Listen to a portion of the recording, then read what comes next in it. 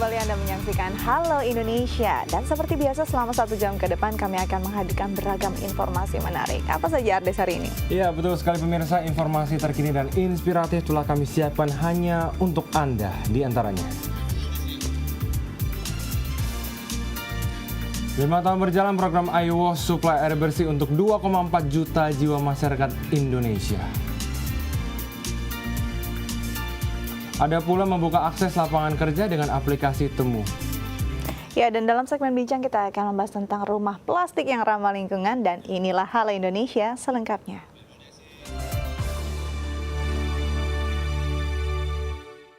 Ya pemirsa, perjalanan menjadi tenaga kerja wanita di luar negeri telah mengubah kehidupan dari Heni Sri Sundani maksud kami.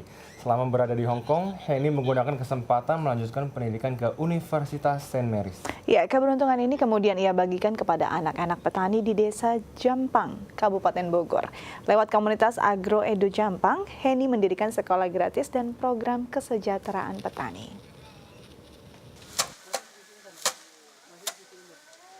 Kembali ke tanah air dan menginjak kampung halaman di Desa Jampang, Kabupaten Bogor, merupakan sebuah kebanggaan Heni Sri Sundani. Ia bukan lagi Heni yang sama saat pertama kali pergi meninggalkan kampung halamannya, mengadu nasib di negeri orang.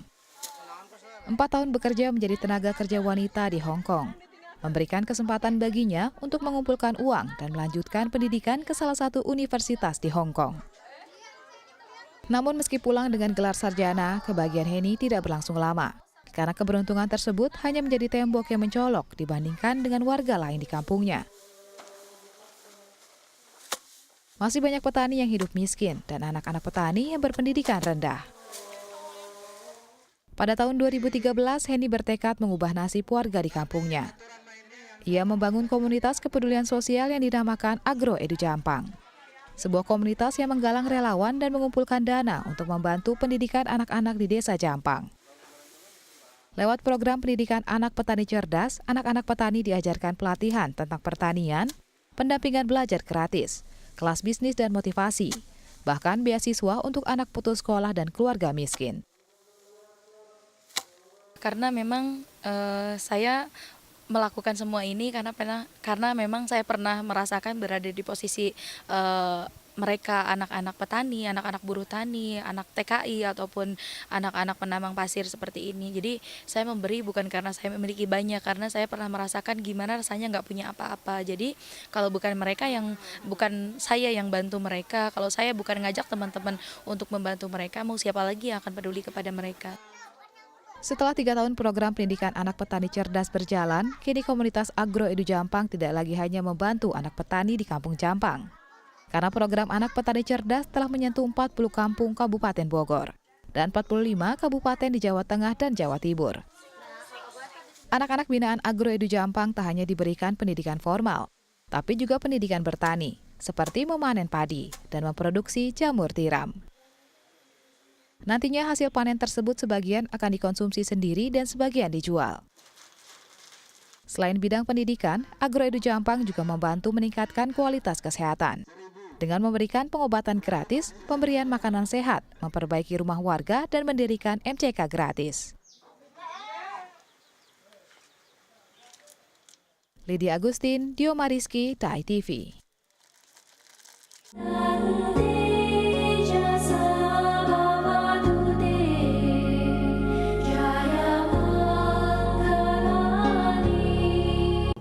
Ya pemirsa, untuk menyambut Hari Raya Waisak yang jatuh pada tanggal 22 Mei 2016, Badan Koordinasi Pendidikan Buddhis Jakarta bekerjasama dengan PT Taman Impian Jaya Ancol menggelar Festival Waisak untuk Indonesia di Pasar Seni Ancol. Ya, selama 1 bulan Festival Waisak untuk Indonesia akan menyuguhkan berbagai pameran, program spiritual, dan juga festival seni. Nah, untuk mengetahui bagaimana kemeriahan acara tersebut, reporter kami Vera Wati akan segera melaporkan secara langsung dari Ancol, Jakarta Utara. Baik Vera, silakan dengan laporan Anda.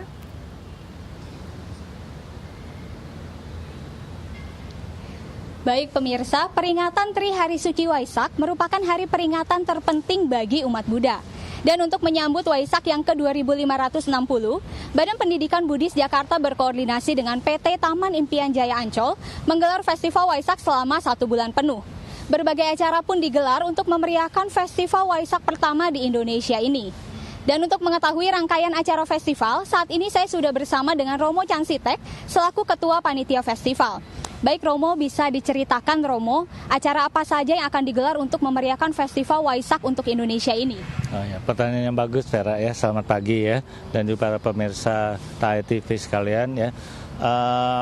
Kami Panitia Festival Waisak untuk Indonesia menggelar berbagai macam barang, acara, dan kegiatan ya. Dan Festival Waisak untuk Indonesia ini dirancang untuk publik atau umum atau universal, tidak hanya untuk Buddhis ya. Contohnya yang bersifat umum adalah pasar seni atau festival karya seni rupa oleh sekitar 160 orang seniman dari seluruh Nusantara ya. Dan para pengunjung di sana bisa belajar seni rupa ya jika suka secara gratis. Lalu di pentas utama atau panggung utama kami juga menggelar berbagai macam kompetisi ya, lalu seminar ya, dan ada stand up komedi dan macam-macam ya. Lalu di dalam gedung NAS ya, 2 lantai itu kami menggelar berbagai macam kegiatan juga, semacam workshop, seminar dan lain-lain. Juga ada pameran lukisan dan artefak-artefak Buddhis ya. Lalu ada 4 tempat paling suci yang kami rekonstruksi khusus untuk menyambut peringatan Trisuci Waisak 2560 ini ya. Nah, ini menarik Romo, ada lahan di seberang pasar seni yang disulap menjadi tempat rekonstruksi. Ada rekonstruksi apa saja yang digelar di sini, Romo? Oh ya, kami membangun kembali atau merekonstruksi 4 tempat paling suci untuk umat Buddha. Yang pertama adalah Lumbini, di mana Pangeran Siddhartha atau calon Buddha dilahirkan. Yang kedua adalah Bodh Gaya atau dulu dikenal sebagai hutan Uruvela, di mana Pangeran Siddhartha Gautama mencapai penanaman sempurna sehingga menjadi Buddha. Tempat paling suci ketiga adalah Taman Rusa di Sipatana, di mana Sang Buddha kali pertama membabarkan atau mengajarkan agama Buddha kepada 5 orang pertapa.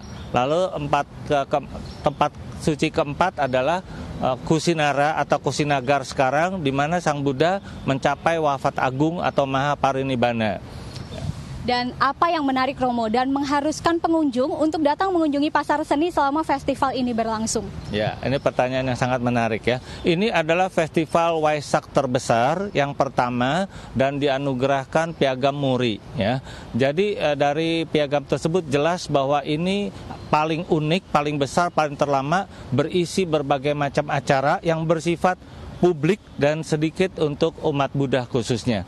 Jadi kami merancang ini untuk menyatakan apresiasi kepada publik dan juga menyatakan bahwa bangsa Indonesia ini beraneka ragam, punya kebebasan beragama, dan kami menunjukkan kerukunan dengan para saudara kami yang punya keyakinan atau agama lain.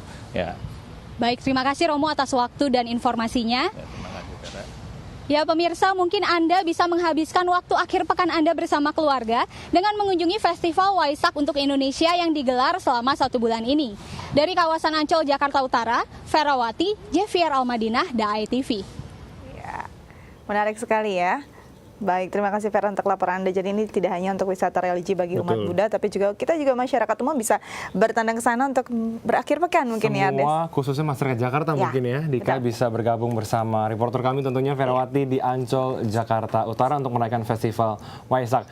Baik pemirsa, kita masuk ke berita yang berikutnya. Program Indonesia Urban Water Sanitation and Hygiene atau IUWAS yang dipelopori oleh Badan Pembangunan Internasional Amerika Serikat berhasil membuka dan mengembangkan akses layanan air bersih dan sanitasi bagi masyarakat perkotaan berpenghasilan rendah. Ya, setelah 5 tahun berjalan, program IUWAS yang telah dijalankan di berbagai wilayah di Indonesia berakhir pada tahun ini. Sebagai gantinya, USAID mengusung program baru yang disebut IUWAS Plus untuk melanjutkan kontribusi USAID sebagai mitra pemerintah Indonesia. Satu lagi untuk menghibur para USAID melalui program IUWAS telah merancangkan program-program untuk mendukung pemerintah Indonesia dalam mencapai Millennium Development Goals pada sektor air bersih dan sanitasi. Menghabiskan dana sebesar 40 juta US dollar.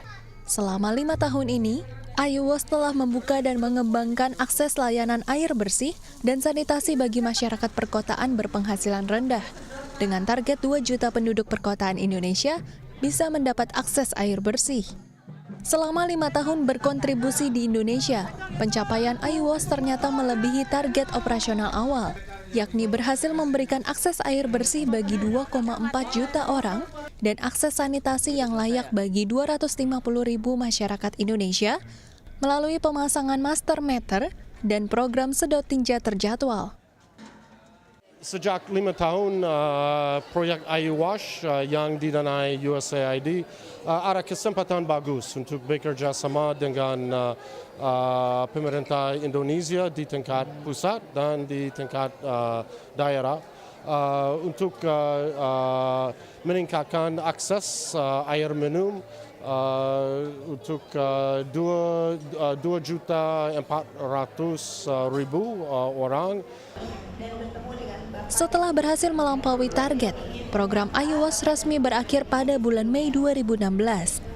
Sebuah event pun diselenggarakan di Rumah Maroko, Menteng, Jakarta Pusat pada tanggal 11 Mei 2016 lalu. Untuk menandai berakhirnya program IWOS sekaligus memperkenalkan program lanjutan yang diberi nama IWOS Plus. Well, one of the most important things about IWOS Plus, which was the new investment that USAID is making together with our partners from the government of Indonesia, is that we want to make sure that we continue the successes of IWOS. With IWOS Plus, however, we're going to be focusing primarily on the bottom 40% of the people of Indonesia who don't have as much access to clean water and sanitation. So we're really looking very carefully at the lower 40% income of the population. USAID berharap dapat terus menjalin hubungan baik dengan pemerintah dan berbagai lembaga Indonesia untuk sama-sama bergandeng tangan mewujudkan target 100% akses air minum, 0% daerah kumuh, serta 100% akses sanitasi. Ferawati, Leandro Ando, DAI TV. Ya pemirsa, pemerintah Indonesia memiliki target 100% untuk akses air minum dan sanitasi yang layak pada akhir tahun 2019. Ya, setelah dicanangkan sejak tahun 2015 lalu, hingga kini masih terdapat sekitar 75 juta masyarakat Indonesia yang belum bisa memiliki akses air bersih dan sekitar 95 juta masyarakat yang belum memiliki akses sanitasi yang layak. Demi mencapai akses universal pada akhir tahun 2019, pemerintah menggandeng seluruh lapisan masyarakat dan lembaga swasta untuk bersama-sama mewujudkan akses air bersih dan sanitasi yang layak bagi masyarakat Indonesia. Sejak pertama kali target akses universal dicanangkan pada tahun 2015, USAID melalui program IWOS telah memberikan kontribusi yang signifikan bagi pencapaian target ini. Dengan membuka dan meningkatkan akses air minum bagi 2,4 juta warga dan akses sanitasi yang layak bagi 250.000 masyarakat Indonesia. Namun angka ini ternyata masih jauh dari target universal akses. Masih terdapat sekitar 75 juta warga yang belum memiliki akses air bersih dan 95 juta masyarakat yang belum memiliki sanitasi memadai. Data dari Kementerian Pekerjaan Umum dan Perumahan Rakyat menunjukkan keterbatasan akses ini tidak hanya terdapat di pedesaan. Di ibu kota negara sendiri, akses air bersih baru dapat dinikmati oleh 50% warga Jakarta dan sistem sanitasi yang layak dan sehat baru dimiliki oleh 2% warga ibu kota. Jakarta ini akses air minumnya melalui perpipaan itu baru sekitar 50%. Sanitasi lebih parah lagi. Di Jakarta ini masing-masing lebih banyak individualnya. Yang sistem sewerage harusnya kota seperti Jakarta ini metropolitan sudah mempunyai sistem sewerage. Seharusnya di negara lain itu begitu. Tetapi yang di Jakarta ini baru ada sistem sewerage melayani 2% penduduk. Tidak hanya peran pemerintah, masyarakat pun diharapkan mampu mengenal dan peduli dengan pembangunan akses sanitasi yang sehat, serta menjaga sumber air yang tersedia di lingkungan sekitar. Ferawati, Leandro Ando, DAI TV.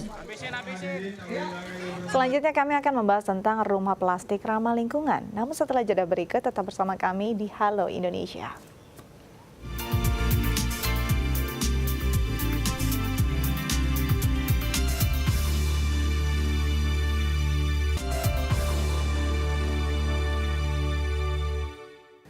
Ya, terima kasih pemirsa, Anda masih bersama kami di Halo Indonesia, dan tentunya seperti yang telah kami janjikan pastinya, Dika, kita pastinya akan memberikan bincangan yang menarik dan juga pastinya luar biasa positif untuk masyarakat di Indonesia pada kesempatan hari ini.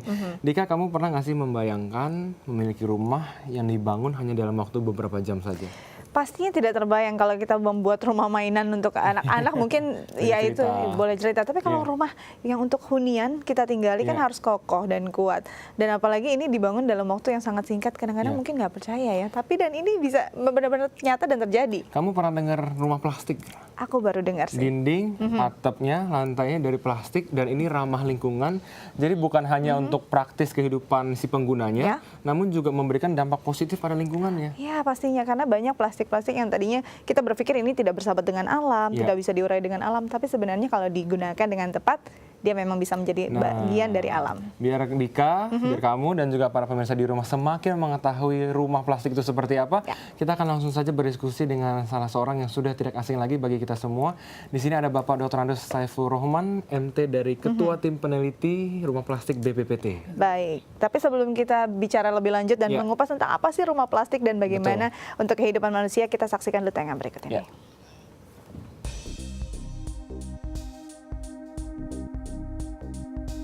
Plastik kerap dikaitkan dengan masalah lingkungan, padahal jika digunakan secara bijak, plastik ternyata bisa menghasilkan sesuatu yang dapat membantu kehidupan manusia.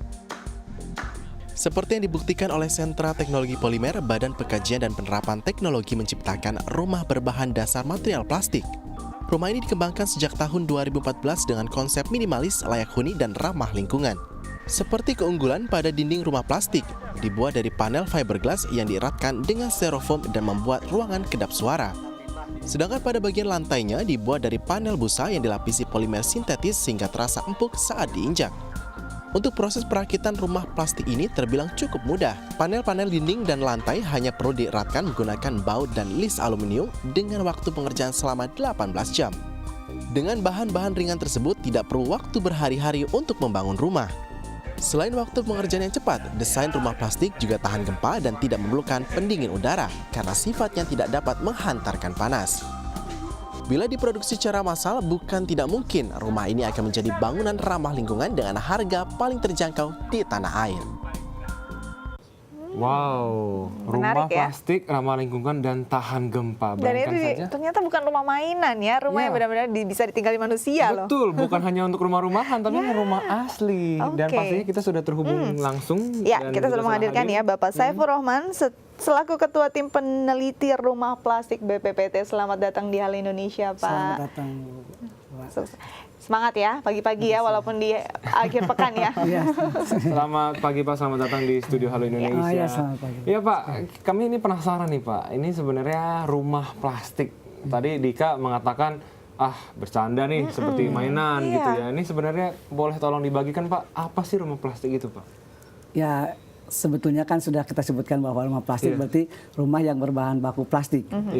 Plastik dalam artian bahwa rencananya itu rumah ini dibuat total dari plastik. Jadi pada saat ini kita lagi mengembangkan berbagai komponen bangunan dari plastik, mulai dari lantai, dinding, sampai atap.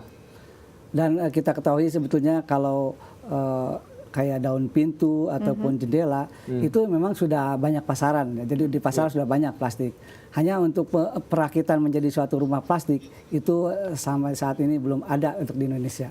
Oke, ini kalau bicara tentang rumah plastik, orang kadang-kadang berpikir adalah untuk bahan dasar untuk mungkin rumah-rumahan anak. Gitu ya. Itu yang tadi terlihat sepele gitu ya. Dan itu harganya juga luar biasa untuk mainan anak. Tapi kenapa akhirnya terpikir ini dibuatlah sebagai hunian manusia yang memang bahkan tahan gempa, tahan panas, bahkan tidak perlu pendingin ruangan. Kenapa terpikir? Dari mana asalnya?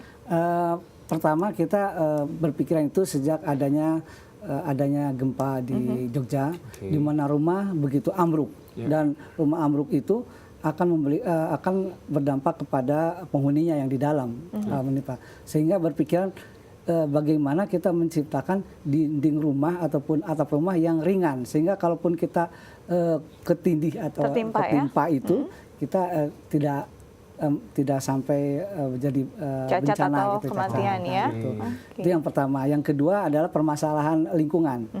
Kita ketahui bahwa pada saat ini limbah plastik itu menjadi permasalahan yang luar biasa, di mana pemerhati lingkungan sangat kurang suka dengan sampah ini. Nah, kita berinovasi bagaimana sampah plastik ini kita bikin dibuat untuk dimanfaatkan sebagai komponen bangunan, misalkan untuk dinding, untuk genteng ataupun yang lainnya. Jadi limbah plastik ini kita buat sebagai bahan bangunan yang nanti kita akan dibentuk paduan dengan serat ataupun limbah lainnya. Jadi nanti ada 2 limbah sebagai contoh, misalkan limbah kayu atau hasil gergain sisa dari gergajian kayu. Kita campur dengan plastik bekas tadi dan itu menjadi suatu lembaran. Nah, lembaran-lembaran ini kita bangun untuk menjadi sebuah komponen bangunan.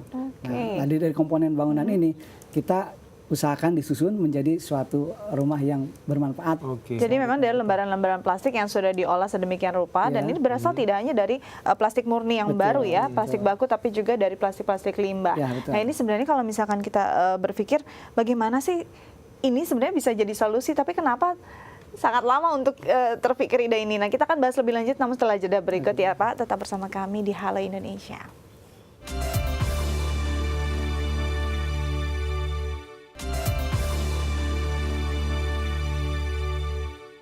Ya, terima kasih pemirsa, Anda masih bersama kami di Halo Indonesia dan pastinya kita akan kembali melanjutkan perbincangan kita tentunya dengan Bapak Dr. Andes Saiful Rohman MT selaku Ketua Tim Peneliti dari Rumah Plastik BPPT. Baik Bapak Saiful, saya mau tahu kira-kira penelitian terbaru dan terkini mengenai rumah plastik seperti apa Pak? Dalam target kita penelitian ini ada 3 rumah yang akan kita bentuk, artinya ada 3 jenis. Yang pertama adalah rumah yang bisa digunakan untuk untuk darurat. Contohnya misalkan apabila terjadi suatu bencana, maka misalnya seperti contoh misalnya gempa bumi. Nah, itu di mana rumah hancur, nah kita bantu dengan rumah tersebut. Nah, itu kita sebut dengan rumah mitigasi bencana, yaitu darurat bencana. Nanti rumah tersebut dibikin atau dibentuk dalam mungkin kurang dari 1 hari semalam, sehingga bagaimana kalau kejadian seperti itu diperlukan dengan secepatnya mungkin. Itu yang pertama. Nah, rumah yang kedua yang kita buat adalah rumah tahan gempa.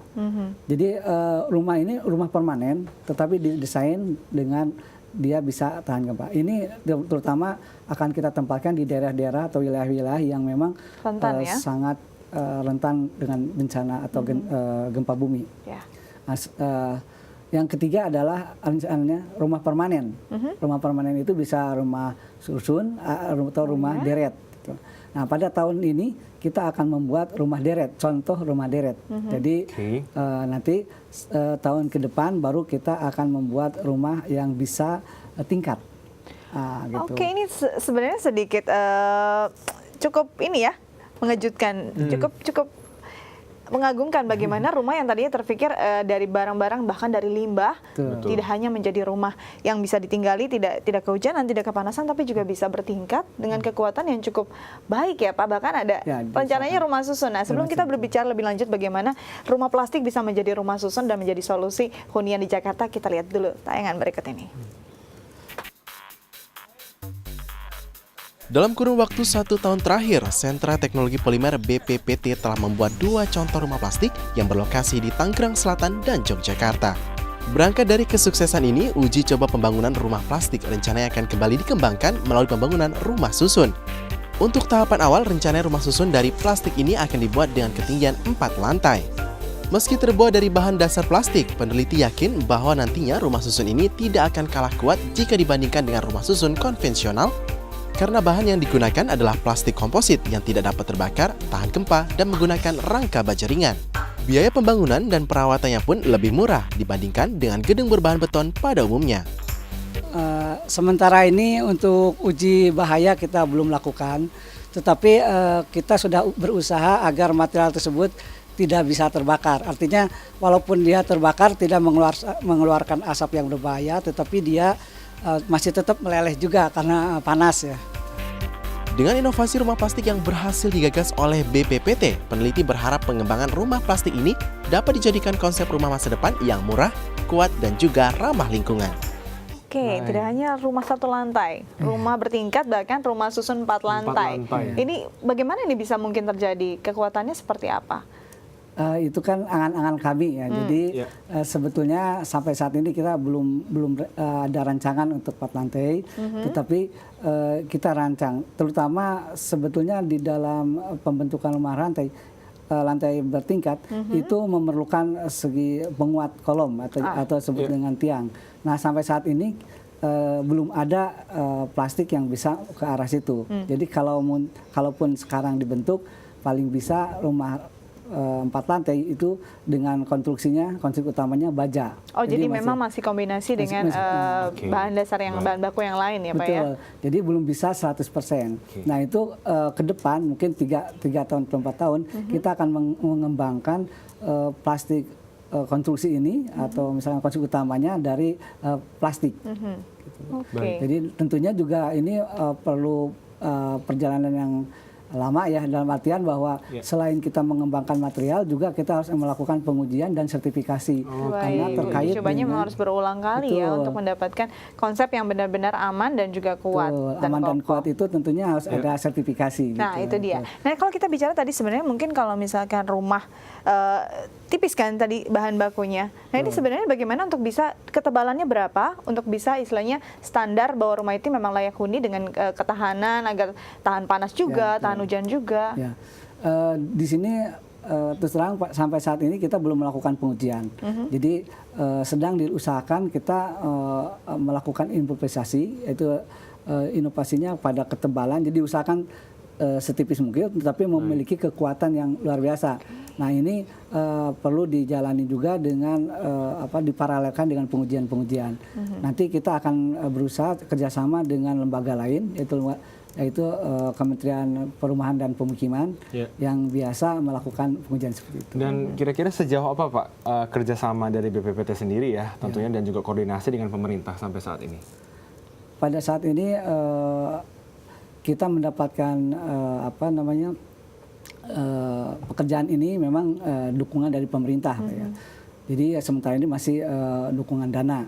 Sedangkan dengan instansi lain kita sedang menjajaki ya. Tadi saya sebutkan misalkan dengan baik dengan instansi pemerintah terkait atau terkait dengan perumahan ataupun dengan mitra-mitra pengembang. Jadi kita nanti akan berusaha mendekati pengembang bagaimana supaya rumah ini bisa diaplikasikan kepada realisasi untuk masyarakat ya. Nah ini sebenarnya pertanyaan masyarakat mungkin di rumah ya. Apalagi melihat harga tanah makin mahal, harga rumah makin mahal. Sedangkan Dika mau tanya biaya nih. Iya pastinya. Apalagi ibu-ibu pasti ingin tahu berapa biayanya untuk dapat satu rumah dengan istilahnya dengan luas yang layak, dengan ruangan-ruangan yang memang bisa dihuni. Pada saat ini karena yang kita sediakan bahan itu istilahnya customized, artinya kita pesanan, jadi harganya cukup mahal material ini saat ini. Tetapi nanti kalau kita sudah produksi banyak, sudah tentu karena kita diproduksi di industri atau di rumah produksi, maka cost-nya akan lebih rendah sehingga bahan bakunya menjadi rendah dan harga rumah bisa lebih rendah bahkan dari rumah yang konvensional. Jadi kalau, untuk saat ini harga rumah tersebut masih sama dengan rumah konvensional. Jadi harganya sekitar 2 jutaan per meternya. Per meternya. Jadi memang masih perlu sosialisasi agar masyarakat ya semakin banyak permintaan otomatis banyak ininya ya. Bahan bakunya diproduksi lebih banyak dan lebih murah. Nah, ini sebenarnya sudah tersebar di mana saja dan sudah digunakan di mana saja. Selain menjadi penelitian, kita akan bahas setelah jeda berikut ya Pak ya. Tetap bersama kami di Halo Indonesia.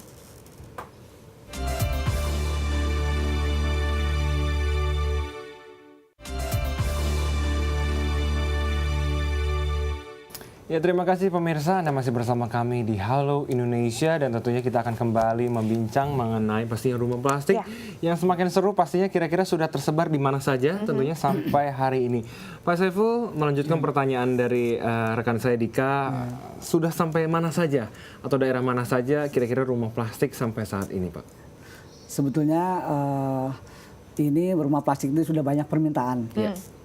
Beberapa misalkan bahkan ada perkebunan di Kalimantan juga yang minta, dan apalagi di Yogyakarta kemarin ada permintaan untuk daerah yang rawan gempa bumi.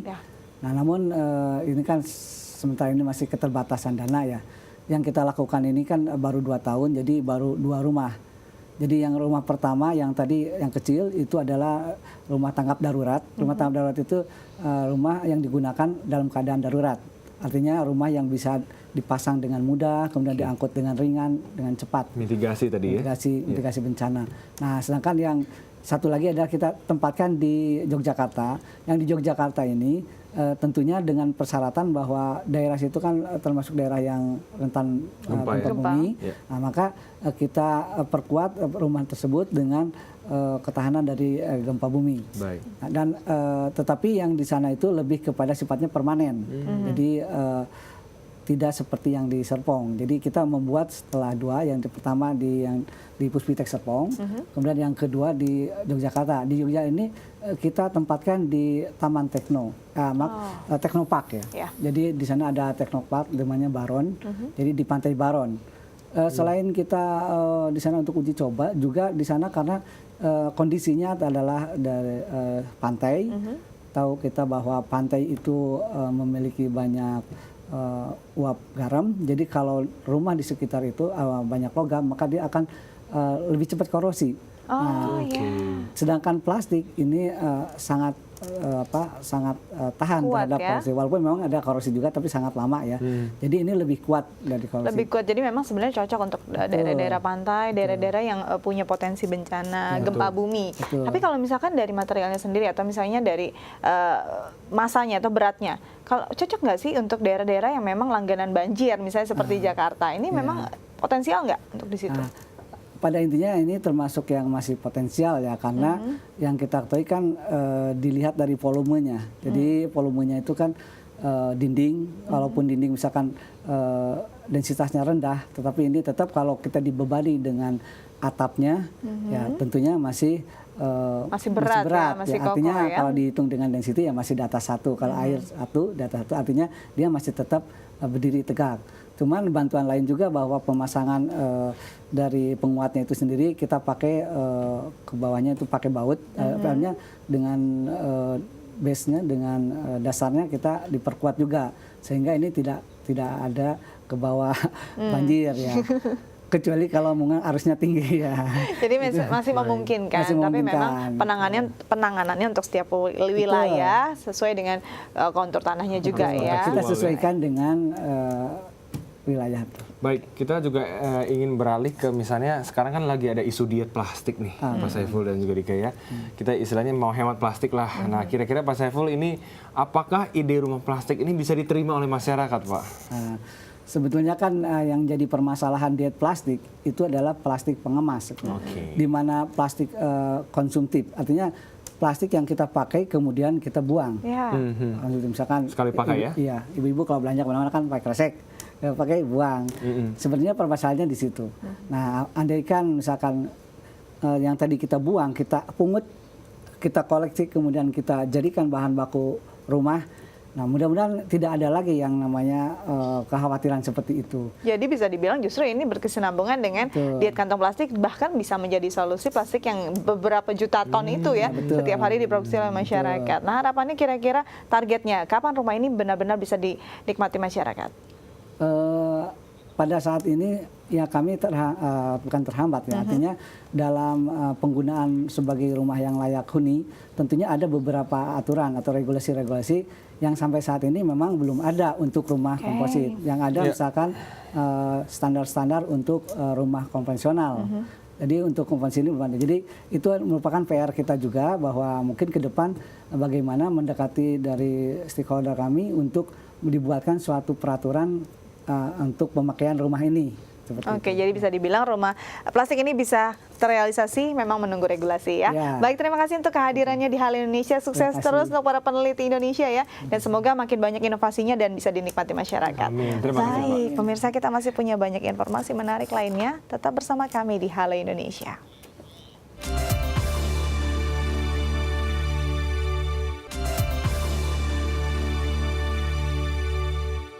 Ya, pemirsa, kehidupan warga yang ada di kampung kota Jakarta masih memprihatinkan. Pendapatan mereka yang masih di bawah garis kemiskinan menurut World Bank menjadi cikal bakal pembuatan aplikasi Temu. Tanah di bawah jembatan Tol Ancol Pademangan, Jakarta Utara menjadi tempat warga pendatang ibu kota Jakarta. Mereka tinggal dan menetap karena tidak memiliki pekerjaan yang layak. Rumah dibangun dari triplek dan berhimpitan dengan warga pendatang lain yang senasib. Dan semakin lama, semakin padat. Bahkan setiap rumah diisi oleh 10 anggota keluarga. Total diperkirakan ada sekitar lebih dari 500 kepala keluarga yang memilih tinggal di bawah jembatan Ancol Pademangan. Berdasarkan data dari World Bank, mereka yang tinggal di rumah triplek sederhana ini adalah warga ibu kota yang hanya berpenghasilan berkisar 90 sen hingga $1 atau sekitar 20 hingga 30 ribu rupiah setiap harinya. Maral Dipo Diputro, Gustian Mahardika, dan Gashim Alkaf adalah mahasiswa S2 semester 2 jurusan marketing kreatif di salah satu universitas di Jakarta. Sebagai mahasiswa yang memiliki jiwa sosial, mereka melihat permasalahan warga miskin yang berada di pemukiman padat ibu kota. Lahir dari ketiadaan akses pekerjaan yang layak, serta minimnya perhatian pemerintah untuk mendapatkan program pemberdayaan masyarakat kecil, ketiga anak muda ini mulai mencari solusi untuk membantu mengubah nasib warga miskin di ibu kota, yakni dengan memanfaatkan perangkat teknologi telepon pintar yang dinamakan aplikasi Temu. Aplikasi berbasis mobile dan website didesain untuk memudahkan para pencari kerja dengan perusahaan pencari tenaga kerja. Persiapan untuk mematangkan konsep aplikasi dan website Temu sudah dilakukan sejak awal tahun 2016, mulai dari observasi ke lapangan, pengumpulan data para calon pekerja, hingga pengembangan fitur-fitur. Lokasi pemukiman padat di Pademangan Utara menjadi proyek percontohan pertama aplikasi Temu. Temu adalah satu aplikasi bertujuan untuk mencoba untuk memotong atau to break the cycle, mencoba untuk menghentikan perputaran dari lingkaran kemiskinan, karena kan banyak sekali warga-warga yang tinggal di daerah kampung kota sama ini, mereka bergenerasi-generasi hidup dengan pemasukan yang sangat minim. Nah, kita merasa bahwa kita bisa membantu mereka untuk meningkatkan pemasukan mereka ketika mereka itu kita berikan akses terhadap kemungkinan-kemungkinan atau lowongan-lowongan kerja. Walau aplikasi ini masih dalam pengembangan dan baru bisa diakses setelah 3 hingga 6 bulan ke depan, namun nantinya aplikasi ini bisa memberdayakan kemampuan warga dan meningkatkan pendapatan bagi keluarga. Karena kemampuan serta keahlian warga yang didata dalam aplikasi Temu akan dicocokkan dengan kebutuhan skill yang akan dicari oleh pencari tenaga kerja. Dengan demikian, kedua belah pihak dapat dipertemukan dan hal ini memungkinkan adanya kesempatan bagi warga untuk mendapatkan pekerjaan yang lebih baik. Dona Puspita, Budi Tomo, Daai TV. Ya, kita beralih ke informasi yang berikutnya. Minimnya pengetahuan mengenai peraturan serta tentunya lalu lintas menjadi salah satu faktor penentu terjadinya kecelakaan. Untuk itu dibutuhkan tentunya edukasi mengenai tertib berlalu lintas yang harus ditanamkan sejak dini melalui taman lalu lintas dan tentunya perekrutan polisi cilik. Pemirsa, tahukah Anda bahwa Indonesia menempati urutan pertama dunia sebagai negara dengan peningkatan angka kecelakaan lalu lintas tertinggi? Hampir setiap tahunnya, WHO mencatat Indonesia mengalami peningkatan angka kecelakaan lalu lintas lebih dari 80%. Dan sebagian besar terjadi akibat kelalaian para pengguna jalan. Di Jakarta sendiri, korban kecelakaan lalu lintas yang tercatat selama bulan Januari hingga April 2016 sebanyak 700 korban. Untuk meminimalisir angka kasus serta korban kecelakaan yang terus meningkat, pemerintah menanamkan edukasi tertib lalu lintas pada anak usia dini melalui pengadaan taman lalu lintas. Siswa-siswi taman kanak-kanak dan sekolah dasar diajak untuk bernyanyi dan bermain di taman lantas, sambil mengenal peraturan dan rambu-rambu lalu lintas.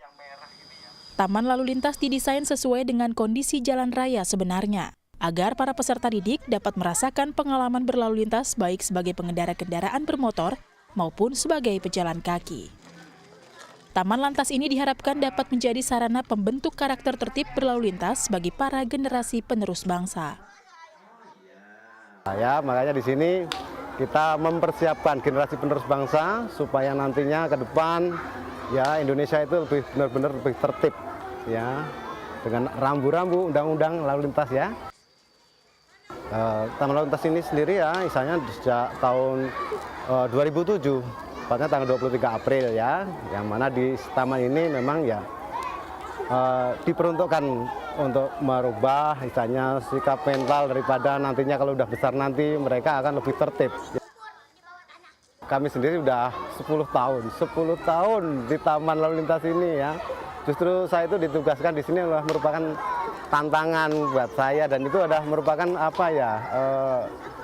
Ini adalah yang sangat diperlukan bahwa generasi penerus bangsa ini di taman ini. Perekrutan para polisi cilik juga menjadi salah satu sarana edukasi tertib berlalu lintas yang dapat ditanamkan sejak dini. Siswa-siswi terbaik dari seluruh SD di Bekasi direkrut menjadi polisi cilik yang berkesempatan untuk belajar tata cara keselamatan lalu lintas setiap minggunya. Tidak hanya diperkenalkan pada bentuk-bentuk rambu lalu lintas dan fungsinya, para polisi cilik juga dibekali dengan pengetahuan mengenai 12 gerakan lalu lintas. Kami melakukan kegiatan seleksi dan juga rekrutmen dari seluruh SD yang ada di Kota Bekasi. Dari masing-masing SD kami datangi untuk merekrut. Dan dari masing-masing SD juga sudah menyiapkan siswa-siswi terbaiknya untuk ya didorong menjadi anggota polisi cilik. Apa yang kami lakukan saat ini? Harapannya ke depan mungkin tidak terasa di 2-3 tahun ini, tetapi 5 tahun, 10 tahun, bahkan 25 tahun ke depan di saat adik-adik ini sudah menjadi orang dewasa, mampu menjadi pioner di tengah-tengah masyarakat untuk tertib berlalu lintas. Dibutuhkan peran serta dari setiap pengguna jalan untuk menjadi pelopor keselamatan berlalu lintas demi menekan angka korban serta kasus kecelakaan yang terjadi di Indonesia. Tim Liputan, DAI TV. Baik, seperti biasa di akhir pekan kami punya rekomendasi film menarik untuk Anda. Kali ini tentang perjuangan dua anak muda untuk membangun sebuah situs internet yang terkenal dengan ungkapan Sundul Gan. Ya, tentunya kisah pendiri website yang dikenal dengan sapaan Gan ini dapat Anda saksikan dalam film berjudul Sundul Gan. Berikut cuplikannya. Gue ngaskus sih. Bukalapak kapan? Gue yang bikin Kaskus.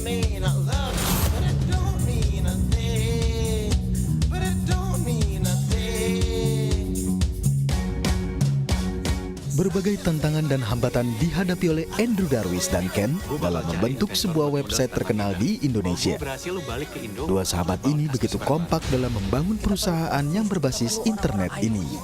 Dalam perjalanannya, dua sahabat ini terancam kehilangan investor ketika situs yang mereka rancang disabotase hingga tidak bisa diakses. Kisah dua sahabat ini dapat Anda saksikan dalam film berjudul Sundul Gan. Di sini sibuk ngurusin. Lu butuh apaan sih bro? Lu bilang aja sama gue. Gue butuh lu, Ken. Pokoknya gue balik ke Seattle atau gue cari partner lain yang bisa fokus untuk kerjaan ini. Sekarang udah waktunya kita take risk. Either you go hard or you go home. We cannot achieve this without the friendship that we have. Apa yang Kaskus bisa berikan buat lo? Tapi apa yang bisa lu berikan untuk Kaskus? Lu punya situs porno? Enggak, Kaskus bukan situs porno. Yaudah pokoknya sekarang gimana caranya Kaskus bisa running lagi secepatnya? Segitu pengennya Kaskus disukai sama semua orang. At least, I did this to protect my baby. Kaskus ini it's all about freedom of speech. Kenapa namanya Kaskus? Kaskus. Maaf ya, kesannya. Ya, menarik sekali menarik filmnya ya. Harus segera disaksikan. Nggak sabar pastinya. Baik pemirsa, berikut perakiran cuaca dari beberapa kota besar di Indonesia.